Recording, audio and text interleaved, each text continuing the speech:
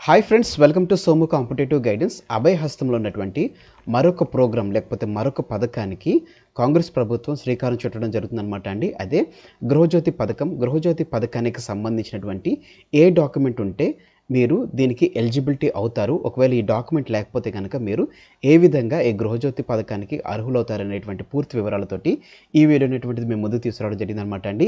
కావాల్సినటువంటి గృహజ్యోతి పథకానికి కావాల్సినటువంటి డాక్యుమెంట్ లేకపోతే ఇంపార్టెంట్ డాక్యుమెంట్ ఏంటని మనం చూసుకున్నట్లయితే కనుక అది ఆధార్ అనమాట అండి. ఆధార్ ఉంటేనే గృహజ్యోతి పథకం అనేటువంటి దానికి మీరు ఎలిజిబిలిటీ పొందుతారని చెప్పేసి ఇందులో మనకి రావడం జరిగిందనమాట అండి. ఈ ఆర్టికల్లో విద్యుత్ కనెక్షన్ నెంబర్కు ఆధార్తో అనుసంధానం అనేటువంటిది చేస్తారనమాట.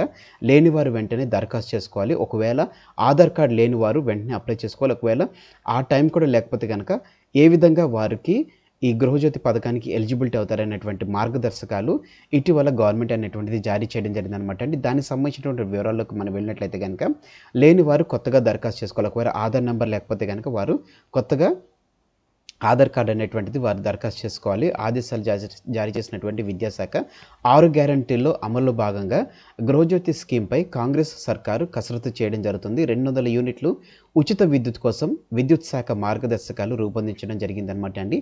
ఈ స్కీమ్ కోసం ఆధార్ నెంబర్ తప్పనిసరి అంటూ శుక్రవారం విద్యుత్ శాఖ ప్రిన్సిపల్ సెక్రటరీ అయినటువంటి రిజ్వీ గారు ఉత్తర్వులు జారీ చేయడం జరిగింది.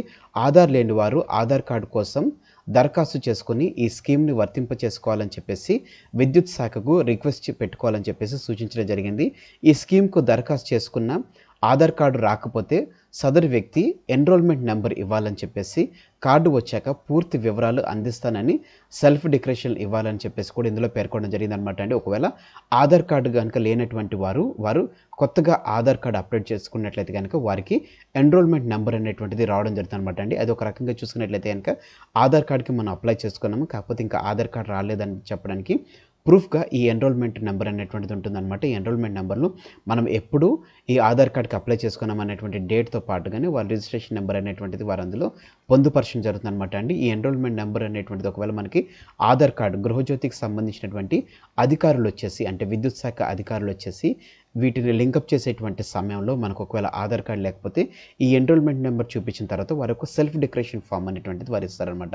అందులో మనం ఇంకా మనకు ఆధార్ కార్డు రాలేదు, ఆధార్ కార్డు వచ్చిన వెంటనే పూర్తి వివరాలతో ఉన్నటువంటి ఆధార్ కార్డుని మీకు పొందుపరచామని చెప్పేసి సెల్ఫ్ డిక్లరేషన్లో మనం దాన్ని డిక్లేర్ చేసిన తర్వాత వారు దాన్ని తీసుకోవడం వెళ్ళడం జరుగుతుంది అనమాట అండి. దీంతో పాటుగా మన బ్యాంక్ పాస్బుక్ లేదా పాన్ కార్డు లేదా పాస్పోర్ట్ లేదా ration card, voter ID card, Kisan photo passbook, ఉపాధి హామీ పథకం కార్డు లేకపోతే డ్రైవింగ్ లైసెన్స్, తహసీల్దార్ అప్రూవ్ చేసినటువంటి సర్టిఫికేట్లో ఏదో ఒకటి అందించాలని చెప్పేసి వీరు ఇందులో పేర్కొనడం జరిగింది అనమాట అండి. మనకి ఆధార్ కార్డుతో పాటుగానే బ్యాంక్ పాస్బుక్ కానీ లేకపోతే పాన్ కార్డు కానీ లేకపోతే పాస్పోర్ట్ కానీ లేకపోతే రేషన్ కార్డు కానీ ఓటర్ ఐడి కానీ కిసాన్ ఫోటో పాస్బుక్ కానీ ఉపాధి హామీ పథకం కానీ లేకపోతే డ్రైవింగ్ లైసెన్స్ కానీ తహసీల్దార్ అప్రూవ్ చేసినటువంటి ఏదైనా ఒక సర్టిఫికేట్ అందించాలని చెప్పేసి ఇందులో పేర్కొనడం జరిగింది అనమాట అండి. శాఖ ద్వారా బయోమెట్రిక్ లింక్ చేసేటువంటి సమయంలో వినియోగదారులు ఫింగర్ ప్రింట్స్ సరిగ్గా నమోదు కాకుంటే అందుకు